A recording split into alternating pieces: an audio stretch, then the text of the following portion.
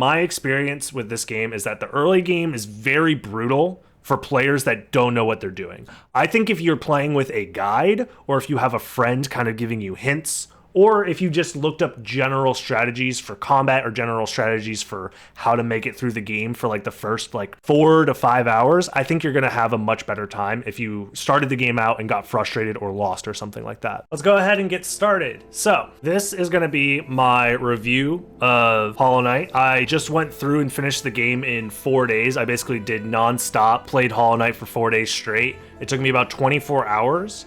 And my final completion was 106% completion. I didn't end up getting 112, which is the highest percentage completion in the game. But I think I've done enough of the game so I can give a relatively accurate representation of the game as far as my experience with it. So that's what this review is going to be. I'm also doing this live on my Twitch if you're watching this on YouTube. So yeah, we have 24 hours of content to sift through. I'm going to try and make this as brief as I can, but there's just a lot to talk about. So we'll go ahead and get started. At the very beginning, you can see that there's already 2 files. This is my 3rd attempt trying to beat Hollow Knight. The very beginning of the game starts off relatively slow, and as far as like movement mechanics, you literally, all you have is you could walk left and right, you can jump. The jump isn't like a parabolic arc, it's very linear, the way that you rise and fall. So it's actually, it takes a little bit of a learning curve to get used to just how the jump feels.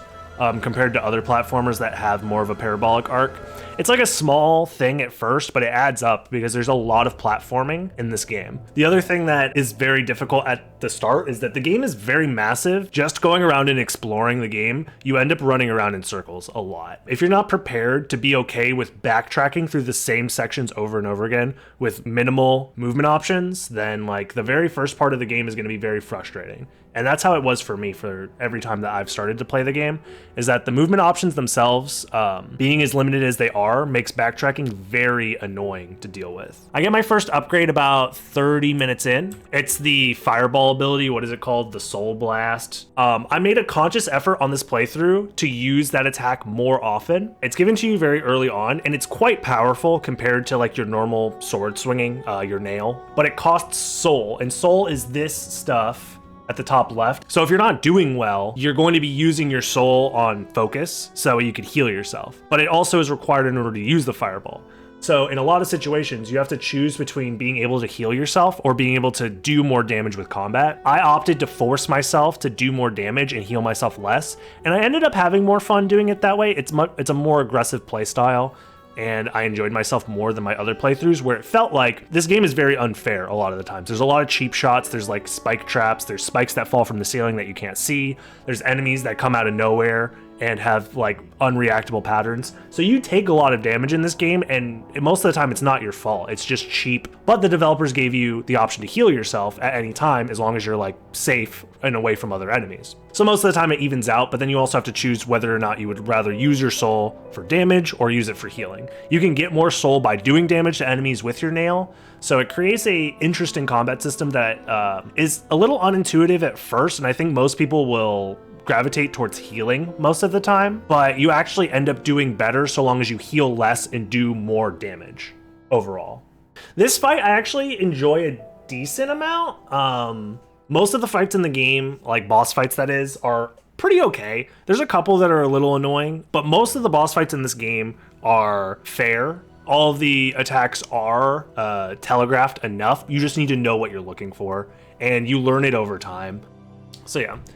Death in this game can be quite punishing as well, because, okay, so I've died. You see your soul meter is cracked, so you can only hold half of this orb of soul meter. So your ability to do combat is weakened in this form, and your ability to heal yourself is weakened in this form as well, because you have less total soul in order to actually do like the things that you want to do. You also lose all of your geo, and I'm going to talk about geo in this game because it's one of my biggest complaints, is that the geo system in this game I think is a little unbalanced. So if you die once, it's similar to Dark Souls. You lose a bunch of stuff. You have to go back to where you died to regain the rest of your soul, to regain your geo that you lost as well. What happens is that you have a shade. This is your shade. It's a physical enemy that spawns in around the area that you died in, and then you have to kill it, and then you reabsorb it and you get your geo back. Like you can see here, I got my geo and my soul meter is refilled, basically. if I were to die again before recollecting the shade, all of that geo that you lost is gone forever. So that's the main downside.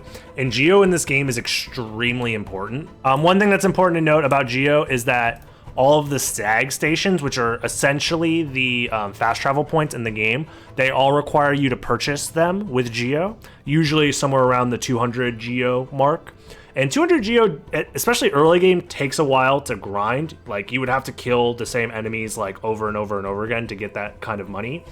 So if you're dying constantly, it's very likely that you're not going to have enough geo to buy the fast travel locations. So you're going to have to backtrack through dangerous areas again, where you're also very likely to die. Real quick, I just wanted to emphasize, this doesn't necessarily reflect my time playing through the game, because during my playthrough, I didn't actually lose any geo from missing a shade at all. Every time I died, I was able to go back to where that shade was and reacquire my missing geo. But I imagine for a player who is struggling and actually losing their geo more often, that these are the kinds of scenarios that they're going to have to deal with. So losing geo in key moments in this game can end up being very punishing, and that's the point I'm trying to make here. This game also has some ways to fuck you over on geo that aren't based off of dying. There's two that I can think of off the top of my head where you just like get screwed over on your geo. One of them is this fountain here. It asks you to drop your geo that you have into the fountain, and the reward that you end up getting for this is not that great, and you also need to put, I think, a minimum of 1500 geo into it, and the game doesn't divulge to you what is going to happen when you put the money down the well. So if you have only about 500 geo like I did at this point and you put it down the well, you get absolutely nothing for doing it. So you're just screwed out of geo. And this happens right before a bench that is purchasable and right before a stag station that is purchasable. So if you enter this area and throw all of your money down the well, you get completely screwed over because the bench and the stag station become unavailable to you right away. So the other place that you can get completely screwed over on geo is this banker right up here. During my playthrough, I just assumed that this was just a normal bank that was in the game to make it a little bit easier for newer players who are dying a lot. But as I'm soon to find out, I'll just let the clip play out and you guys can experience it from my point of view in real time. I haven't used the bank yet. Let's just fucking put all my money into my savings. Do you get anything for doing this? Max balance is 4,500. If I get to the max balance, does something happen? That'd be cool. I guess I'll find out soon enough. I just need 100 more geo. So I end up spending the next close to 10 minutes getting 100 geo in the Fog Canyon, which is not a place that's really easy to grind for geo. Because I was really curious. I figured they put something in the game that has like a max balance. Maybe you'll get like a, you know, a heart piece or whatever for it. But yeah, let's find out my reaction here. What? Where's the banker? Are you... It's a fucking scam? Why does the game actively punish you for getting involved with its systems, man? Like, I imagine there's a way you can get your geo back. If it's just gone forever, that's most likely the worst design thing. Imagine you're a new player and you are like, man, I'm dying a lot. Let me fucking put some of this geo in savings so that way I can stop dying.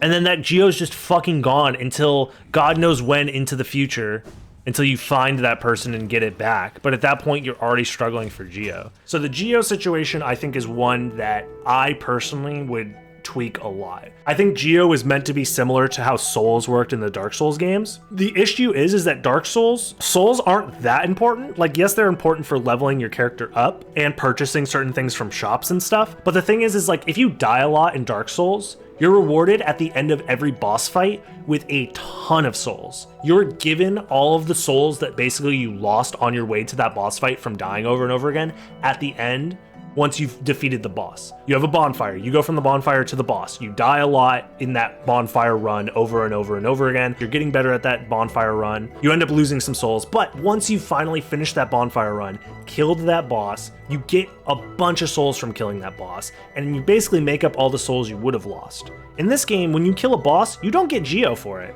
Very, very rarely. There's some mini bosses that you'll get some geo for. You're kind of just like, okay, you beat the boss, way to go. Here's an upgrade.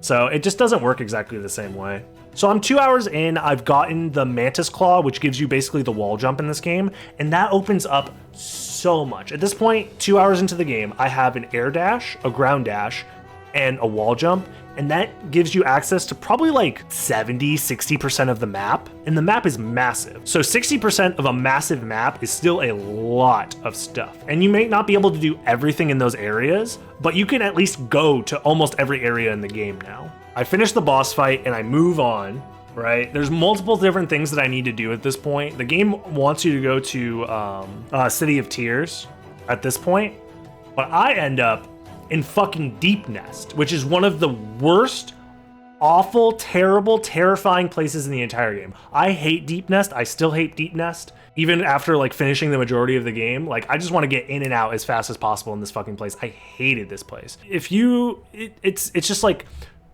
floors that break underneath you all the time, spike pits underneath those floors, constant like enemy spam, like enemies flying at you from the darkness. I don't have the lantern at this point either that helps illuminate this area, so it's like super duper dark. There's like strong enemies that take like 4 or 5 hits to die. They're constantly chasing me. There's spikes everywhere, and this is like 2 hours into the game. It's very likely that this area was just kind of designed to be like, hey, this area is too fucking scary, don't come here yet, come back here later. But I end up traversing the entirety of Deep Nest because I'm just like lost here. I think this is what, the Kingdom's Edge? What's the name of this area again? Basin. Yeah, this is the Basin, which is another this is like late mid game, even though I'm like early in. So the game lets you go here, and I need to have a different ability to actually progress here. I have no upgrades on any of my spells. I have no upgrades on my health. I have no upgrades on my nail. I have no upgrades on how much soul I can hold. And my charms are very bare bones at this point as well. So I'm very underpowered for this area, and the game just kind of lets you go here. So that's not necessarily a bad thing, by the way. I think this is fine. I just would prefer that there was early game fast travel systems that weren't tied to Geo. I wish there was a way, like a meal, or not a meal ticket, sorry, like a library card system, or like something where it was like a single use item early game, where it's like, I don't want to be here right now. I'm way over my head. Just take me back to Dirtmouth where it's safe. That system does exist later in the game, but it's basically like near the end of the game is when you could start fast traveling essentially anywhere using the Ascended Nail. A lot of the beginning of the game is very unintuitive and very frustrating, so I don't blame players that only get like 2 to 3 hours into the game. This is 3 hours into my gameplay, and I'm miserable. I am beyond miserable because the game gives you no safety net. It gives you no guidance. It lets you get this lost, and it lets you get like completely fucked over. So this area in particular, I think, is very, very mean to new players. And that's this game. This game is very mean to new players that don't know what's going on and don't know their way around the map already. This moment was probably like the lowest moment for the entire gameplay or playthrough for me. About 3 hours in, I'm just like, this is fucking brutal. I just went through the scariest, worst place in the game, that is Deep Nest. I ended up in Deep Nest for like God knows what reason. And then once you leave Deep Nest, if you keep going, you're rewarded with the Ancient Basin, which tries to scam you out of all of your money. These moments are more prevalent early on and more impactful early on when Geo is so much more important for purchasing upgrades, purchasing like charm notches, purchasing charms themselves. And if it's your first time playing through, you do need a lot of Geo. I imagine if you're a more experienced player, you can skip a lot of this stuff and like know what's necessary and know what's not necessary. But if it's your first time playing through and you're not using a guide, there's no way that you're going to be able to know the difference. You're just going to blindly like stumble through the game, which is what Metroidvanias really are. They're kind of just throwing you in a world and you kind of blindly stumble your way through it. And this game, I think, is really not well designed for that. It's more well designed for players that are more experienced. And how are you going to like have experience if you don't play the game? So I think early gameplay is very brutal, and only the people that stick through the brutal nature of that beginning part end up seeing the late game stuff, which I think really does redeem the game in a lot of ways. The late game stuff for this game is like some of the most fun content I think I've had in a Metroidvania since like Symphony of the Night. So It's like very polarizing for me. The early game I think is very, very, very flawed because it's too open, too reliant on geo, and the actual movement upgrades that you have are spaced out very, very far in between. This is my first 3 hours of the game. These are basically the only upgrades I'm gonna have for like the first 6 hours of the game. You do get the crystal heart, which acts similar to like a shine spark, but it's only horizontally, and that does unlock more areas, but it's not like a super useful movement option. It's more of a gimmick, if anything, in my opinion, because it's not as useful as the actual shine spark ability from Super Metroid or other Metroid games. I eventually make it, I think, all the way around to the Kingdom's Edge, which I do love this area. I think the Kingdom's Edge is actually really, really cool. It's one of my favorite areas.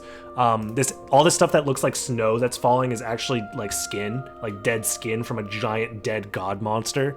And that shit is like really cool to me. I don't know why. I just like that. Now, I will say that like the art and character design and boss designs and like the world itself is kind of meant to be the incentive for most players. Like exploration for the sake of exploration is kind of meant to be your guiding force forward.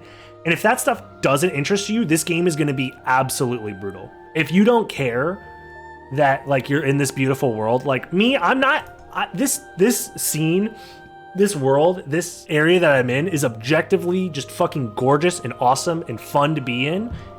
Unless you're stressed the fuck out because you don't want to lose your geo, you're in the middle of nowhere and you don't know like what's going on. You don't know how far the rabbit hole goes. You don't even know if you're going to end up in an area where you can make meaningful progress or if you're just gonna have to backtrack through this area again later.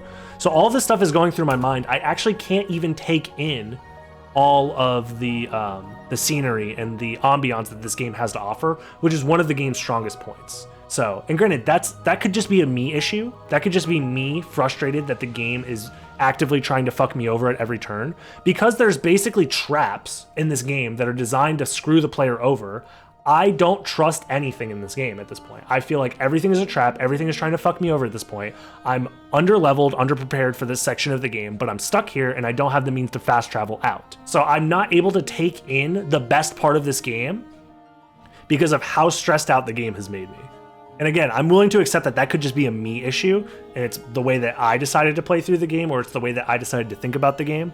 But honestly, the game actively tries to stress you out. The game is trying to frustrate you. The developers designed the game to be frustrating and difficult on purpose.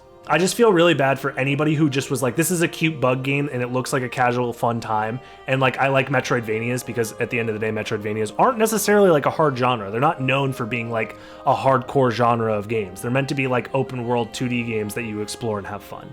Anyways, that was more of a rant on like all of the frustration that I felt at this point in my playthrough.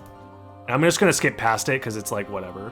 I got very lost. So I got super lost in City of Tears, and it's because I missed like a tiny platform, and that was on me. I didn't explore the area like 100%. Anyways, let's move on to part 2. I think part 2 is just me looking for that part that I missed. Yeah. So I did like 3 loops around this whole map, basically looking for where I needed to go next. And it took me about an hour and a half. So it took me an extra hour and a half of backtracking to find where I needed to go to make progress. So, and that happens a handful of times in this playthrough. I ended up getting pretty lost. What is this? Soul Sanctum? This is probably one of my favorite areas in the game. Yeah. Soul Sanctum is one of my favorite areas in the game. This boss fight is really good. I like the moment. I already knew what happened here, so it wasn't like a surprise to me. But there is the moment. This boss fight feels pretty fair, considering being the like arc of these like little orbs is very tricky. Considering like what powers and stuff you're likely to have at this point, and I've explored more than I think most players would up to this point, because this is basically the next required section before moving on. At least that's what it feels like. It feels like this is the intended way to go, is that you get the Mantis Claw, you get the cloak that lets you dash, and then you're supposed to get this ability afterwards. But yeah, this boss fight's really good. The music in this area is good. The atmosphere in this area is really good. I think this took me a couple of tries to beat. I have defeated him with 0 issues whatsoever. Wow, I get a new ability? This looks so fun. Let me just grab that ability. Ha ha ha. Yeah, I knew that you get debated here. Yeah, this is a very memorable moment, and again, I've said this before on stream. I think Hollow Knight is at its best when it gives you a challenging boss fight with like good music, good visuals. It allows you to actually use what strengths this game really has, which is some of the unique spells and stuff like that. And then you get the this ability, which this spell I didn't realize at first is actually really, really good. So you can use this spell, especially the upgraded version, to do like a ton of damage, and you have some iframes when you do it. Then we go ahead and leave.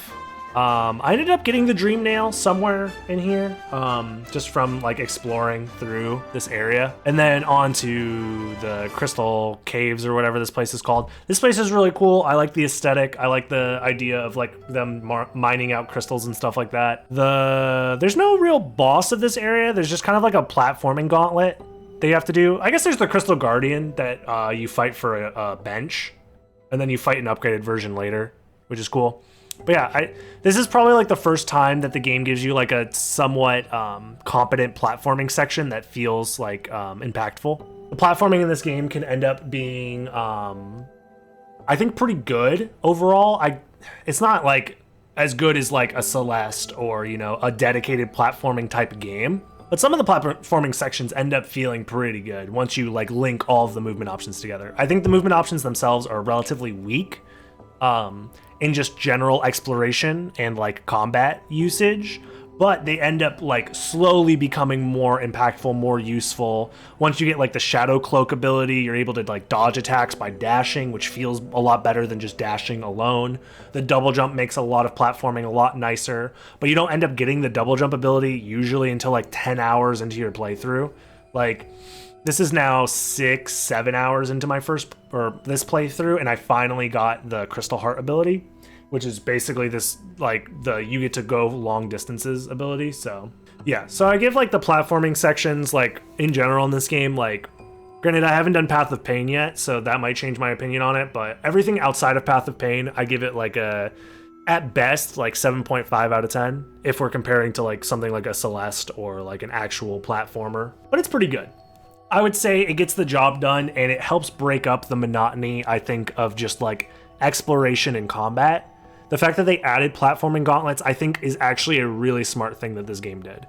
Because it just breaks up the gameplay a lot. Like, you're no longer focusing on like, oh god, I have to like swing my sword at the right time and time my spell cast at the right time and also maneuver around like a bunch of like enemies. Instead, it's just like, okay, let me look at this platforming problem and then like try and solve it. Also, this is a sequence break you can do that's kind of cool. If you pogo off of the dude's pickaxe throw. I knew I shouldn't have been here because I didn't have double jump yet, and I knew that you probably needed double jump to actually progress here. So I just turned back around. I just wanted to know if you could sequence break up here.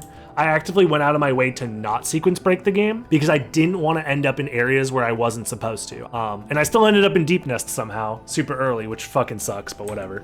But yeah, that's another thing that I think is important to talk about, that this game has such an open-ended way for you to maneuver through the world that most everybody's first playthrough is going to be extremely different based solely on like the randomness of which path you decide to go down, you know? If you were like, I want to go left instead of right, that completely changes your playthrough compared to somebody else who decided to go right instead of left and at like some key junctures. Because the game lets you go very, very far with very few items. The other thing that ends up doing is that a lot of the exploration feels very samey, because most of the game you're platforming and moving through the game with just a single dash and the wall jump ability and Crystal Heart a little bit, but it's not really used outside of like some puzzles and platforming sections. This area sucks. Fog Canyon, I think, is one of the worst designed areas overall to explore at first, and it gets a lot better once you've found all of the upgrades. Like once you're able to swim in the poison water, this area is much more manageable. You never get the map to this area until like really late. Your first time going through this area, you really aren't supposed to find the map. You're really only supposed to find the map once you get the at least it felt like once you get the cloak, the dark cloak dash or whatever, the one that gives you invincibility on the dash. I wasn't able to find the map until I found that, which is basically the last upgrade in the game. So you basically never have a map for this area, and this area looks very samey a lot of the time. That area, it's just one of my least favorite areas other than Deep Nest. So Fog Canyon and Deep Nest are kind of shared, in my opinion, as like really uninteresting and like fucked places to be. I wasn't very happy being there. Fog Canyon does get a lot better once you're able to find the map and all of that stuff. Oh, the Royal Waterways was also kind of a spooky area, but I didn't hate it as much as Deep Nest. Some of the enemies were extremely powerful though, but I enjoyed the Royal Waterways overall. It felt more like a maze, if anything, but it wasn't too unmanageable. Oh, this boss sucks. This boss is not good. The fact that you can't do damage to the boss at all, and you're just waiting for your homie to like give you the opening to do damage to the boss feels really bad to me personally. I didn't like that. The actual like phases of the boss it just feels like random, like when your dude decides to actually give you an opening. Sometimes he does it right away, sometimes he makes you wait like 3 or 4 attack cycles. So RNG to whether or not you could actually do damage to the boss. Not good game design in my opinion, to be honest, but whatever. And then, what is it? Queen's Garden. This area is pretty cool on my first time through here. I end up like spending a lot of time here and I didn't hate it. There's a decent mix of like combat and platforming challenges. I definitely felt underpowered at this point because I think I only have 1 nail upgrade and I haven't upgraded all of my spells yet. My charms aren't super good at this point. I feel a little underpowered for this area, but I end up enjoying my time here overall. And then I stumble upon this part of the distant village. Yeah. This was interesting. I'm kind of mixed on my feelings of this like fucking surprise. You sit down at a bench. So like I just finished going through Deep Nest and I'm like, oh cool, there's a stag station somewhere around here. Let me go find the stag station. And I enter this room and I'm like, oh cool, these guys seem pretty chill. I didn't decide to talk to any of them yet because I'm like, let me rest first, right? And the game's just like, gotcha, you little stupid ass. Now you're stuck here forever. At first I was like, man, this fucking sucks. I don't know where the fuck I am. I feel like, man, like it felt bad, but realistically, it's actually not that punishing. It kind of just puts, like this is required as well. I do wish that it healed you, to be honest, because if you're going for that bench and you have like no HP, it's really shitty. But I think I end up dying here. Yeah, I end up dying here, but it's fine. Because I thought I would go all the way back to where my original bench was, which was very, very far away. But it keeps you in this area. So the fact that you don't have to backtrack that far if you end up dying is actually all right. So I think the way that they handled this is like a pretty okay way to mess with the player, but it's actually not that punishing, all things considered. Like I died, but really I didn't lose any progress. So at first I was very upset that they did this, but after in hindsight, I'm like, it's actually not that bad. It's one of the ways that the developers decided to fuck with the player, but it actually isn't that big of a deal. I look back on it more fondly now than I did when I first got debated, but it's actually not that bad. Also, one of the last complaints that I'm gonna have about this game, they kind of fucked up the infected pathways, right? Or infected crossroads, sorry. The fact that you revisit this area and it's all infected and stuff and it's different now, awesome, great, super memorable. I'm glad they did it. The fact that they decided to block off certain areas because of it is really, really dumb. Like really, really dumb. The fact that like areas were blocked off is like insanely frustrating because backtracking in this game is already not great. There are things that this game could have done better to make backtracking better. A way to upgrade Crystal Heart so it did more damage so you could plow through enemies would have been a great way of helping that out because I don't use Crystal Heart that much for backtracking unless I'm in an area that I already know that there's no enemies that are going to stop my my charge, right? Otherwise, all you're doing is walking and dashing. Walking and dashing. Sometimes jumping, walking, dashing. It's not super interesting. And then if you're backtracking through areas with like weaker enemies, you're not even bothering fighting them, you know? Changing charms for combat and exploration I didn't like. Yeah, I'm not like the biggest fan. I think it's okay if there was like a generally agreed upon like charm set that worked for both exploration and like combat for like baby enemies. And then you would like before a boss fight be like, okay, I need to get like souped up. I need my best charms equipped. So I'm getting rid of my compass. I'm getting rid of Gathering Swarm. I'm getting rid of all this shit. And that would have helped. But some of these enemies, like, you need the firepower to deal with, and that's part of exploration. Combat and exploration are tied together because you need to be able to kill enemies efficiently if you want to explore properly. Otherwise, you're going to be constantly struggling during exploration, and exploration is going to be a lot more frustrating. But this is basically the point where I stop having like major complaints for the game overall, and I'm like nearly 10 hours into my playthrough. This is nearly 10 hours into my first playthrough, and I'm finally starting to have fun. So I don't think it's fair to expect the average player to purchase this game and then be like, wait a minute, you need to play 10 hours, get a bunch of upgrades, and then you get to start having fun. Which is why I'm at the point where if I recommend this game, I recommend looking up a guide at any point when you get stuck. Like, even if you're only stuck for like a minute and a half, 2 minutes, just fucking look up a guide. It's not worth it. Getting lost in this game is too frustrating. The punishments for dying and losing all of your geo is too punishing early game. Late game, it doesn't really matter, but early game, it really, really matters. And getting lost and ending up in areas where you're not supposed to too early is extremely frustrating and unfun. So I highly recommend just use a fucking guide. Just literally use a guide and you will have a lot more fun in this game, which is unfortunate because this game, after this point, the 10-hour mark, this game gets really fucking good. But you have to slog through a lot of issues with the game, and this game gives you no directions to help alleviate those issues. You basically are just kind of forced to learn it over time. I kind of liked the challenge of these Coliseum fights. I ended up coming back later to finish them. I never finished this one on my first attempt. I got pretty close on my first attempt and ended up dying. This is like near the end of it, and then I had to fight 2 of these bosses at once and I wasn't doing enough damage. Yeah, and I got fucked. And I was like, man, that took like 5 minutes to get to that point. I don't want to do that again. So I just left. And then I think at this point I finally make some progress. Yes.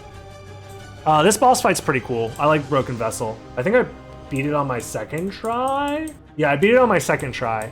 And then I got double jump.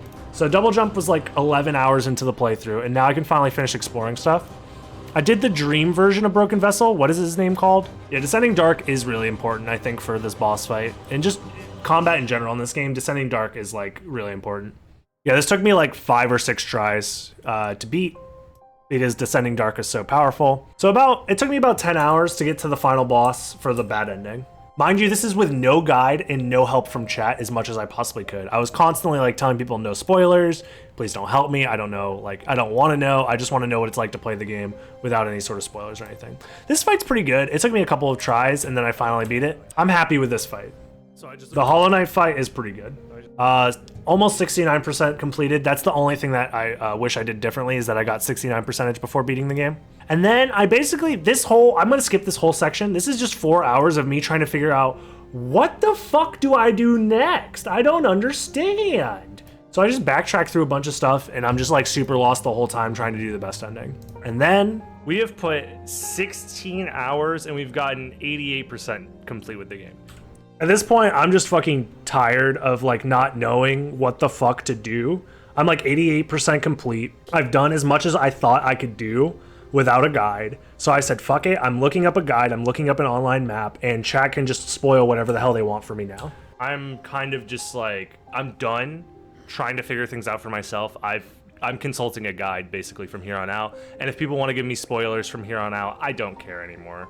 I have done as much of the game as I'm willing to do without going looking stuff up. I got 88% done with the game without looking stuff up. So this game is too frustrating without a guide, and with a guide and getting to unlock like the extra content and the final boss fight was actually a lot of fun. Using the guide to find all the stuff I was missing and like making actual progress, finding the different grubs was a lot of fun. Doing the DLC was fun. With the Grim fight and stuff. Yeah, I do the Grim fight the first time. This fight's really good. I enjoyed this fight a decent amount. It's pretty challenging. Obviously, it's like a lot of the attacks are reminiscent of like Dracula and Symphony of the Night and stuff and other Castlevania games. It's designed to be a similar type fight, which is really nice. Oh, I got the semi-good ending here because I didn't know what to do. So like I'm like, okay, wait, what do I do now? Do I kill him now? So I just keep attacking him. And then I notice all of the dream stuff coming out. And I'm like, oh shit, let me go do my supposed to do this? dream nail stuff. And I was too late. I was too late. I didn't think that Yeah, so Hornet's fucking dead. And yeah, so I got the even worse ending. And then we got this ending, which this boss fight, I will say, is fucking sick. I loved this boss fight. The music's great. The ambiance is great. This game is extremely dark and like foreboding a lot of the time. And for the last boss to be in this like basically like heavenly holy area with bright lights and everything, and it's just this big moth dude. It's really, really cool. The attacks being large but easily dodgeable if you know what you're looking for is really, really cool. This was my first time getting to this part of the fight.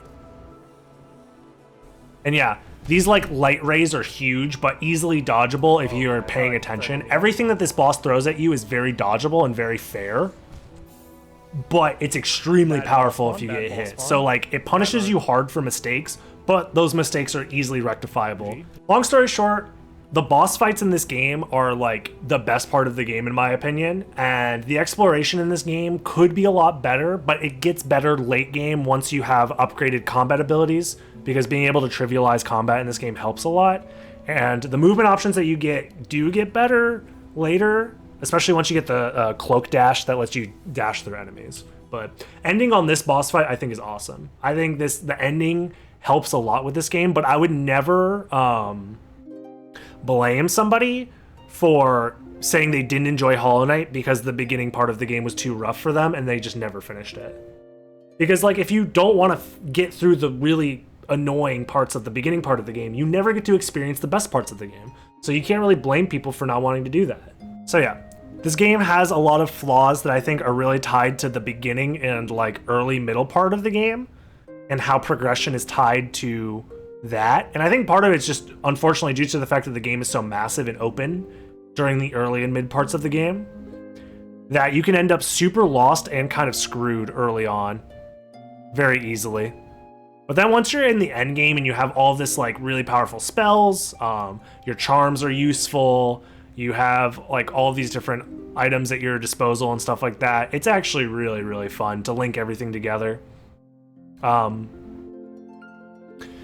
yeah, the last things that I haven't done in the game are, there's a couple of dream fights that I haven't finished. I haven't finished fighting Grim, the refight with Grim, and I haven't done Path of Pain DLC, and I haven't done the Pantheon DLC stuff. So at some point I might finish that stuff. But yeah, I finished Hollow Knight up to, I got 106% completion, and it took me basically 24 hours to do so. So that's how I spent 24 hours playing Hollow Knight, to just distill it down to as little as I possibly could for a review live on my stream, and that took quite a while. But hopefully I could edit this down into something that actually makes sense, because I kind of rambled in a lot of spaces. But overall, my opinion of the game is, I think the game is really good, but it takes a lot of perseverance through some bad game design decisions for specific types of players. Players that have a low tolerance for grinding, a low tolerance for like gotcha moments and bullshit, and a low tolerance for stuff that's just generally unfair. Because there's fair challenge in this game, and then they also throw in some unfair things, in my opinion. And I kind of wish that they toned back on some of the unfair things and worked more on like creating challenging combat encounters or challenging platforming encounters more often, as opposed to some of the like more, haha, you fell into a spike trap and now you lost your HP or whatever. Yeah, spells are what makes the combat fun, and you don't get access to the good spells until like mid-late game, and most of the time if you don't upgrade them either, they're kind of underpowered. So, but yeah, combat gets fun mid-late game. It's kind of mediocre at the beginning part. Platforming gets pretty fun mid-late game, but platforming early on is pretty mediocre and not that fun. Boss fights are okay early game. There's some okay early game boss fights. I think your first encounter with a Hornet is pretty good. I think the encounter with the Mantis Lords is pretty good. The rest of the bosses feel pretty mediocre from the early game, from what I remember. And then it picks up again in the mid game. Like Dung Defender's a fun boss. Broken Vessel is a fun boss. Hollow Knight, the actual final boss of the bad ending's good. Radiance is a good final boss. Like, that's a really good boss fight. The refight with Hornet was pretty okay. It just felt like the same fight, but a little bit faster. The Grim fight, DLC fight, was great. I think that's most of the bosses that come to my mind originally, so yeah. Because at this point, I've converted. I'm no longer a Hollow Knight hater.